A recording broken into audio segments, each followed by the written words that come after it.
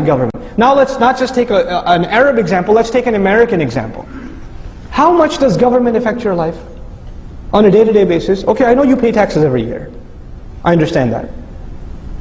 But other than that, on a daily basis, what influence does government have on your life? The major things that are in this country, for example, the way you think about fashion, the way you think about what's success and failure, your mentality, you know it doesn't come from the government. It all comes from the private sector. It comes from the entertainment industry and the academia and the major corporations that are selling products to us and driving the advertising and even the medical research and all the research universities funded by private organizations. In other words, the vast majority of things that influence you on a day-to-day basis don't come from government. Where do they come from? Well, what I like to call the private sector. They come from the private sector. If Muslims understood that, you know what we would be worried about? If you really want to take over society, you know what you should be taking over? The private sector. Open field. The Muslims haven't even begun to touch how many Muslims in media. More powerful than government today is what? The media can change the course of elections. The media can get a president impeached. The media can do crazy things. The media can say things like horrible, terrible things like Obama's Muslim. Right? And get away with it. Media is powerful. Academia, universities shape the minds of the pillars of this society. How many Muslims in academia? How many Muslim sociologists, anthropologists, political scientists, historians? We're not present. We came to this country and we thought success is doctor, engineer. Okay, fine, you couldn't do doctor, engineer, programmer, right? IT, right? Or okay, if none of those worked out, gas station, right? So this was success for us.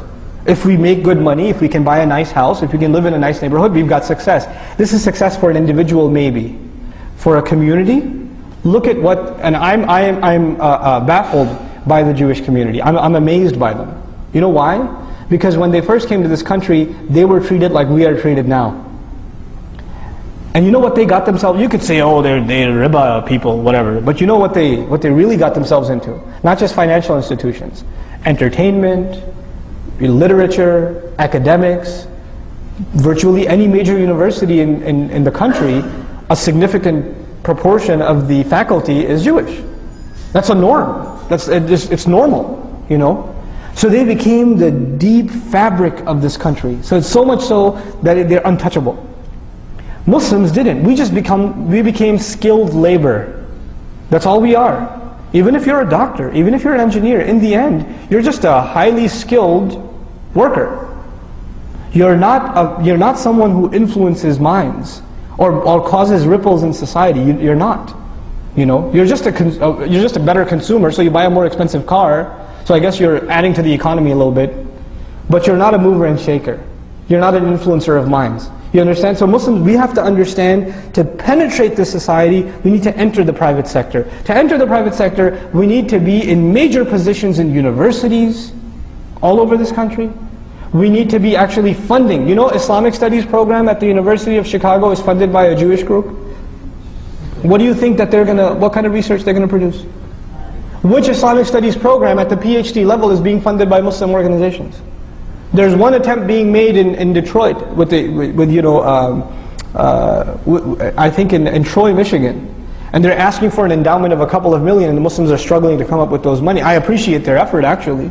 If you're not entering into this is the game. You got to enter the game.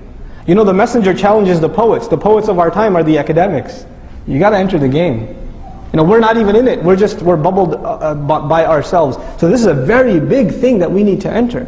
We need to have our Muslim youth that are creative go into media studies, go into film production. This is the language of this is the poetry of our time. You know, the thing that moved the masses in the time of the messenger was poetry.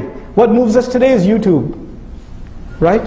We need people that are actually qualified in film production, sociologists, not just psychologists, but even like historians, Muslim historians. We need them. We don't have them. These are things that become the fabric of a society. And the other thing we need is huge, massive Walmart-sized businesses.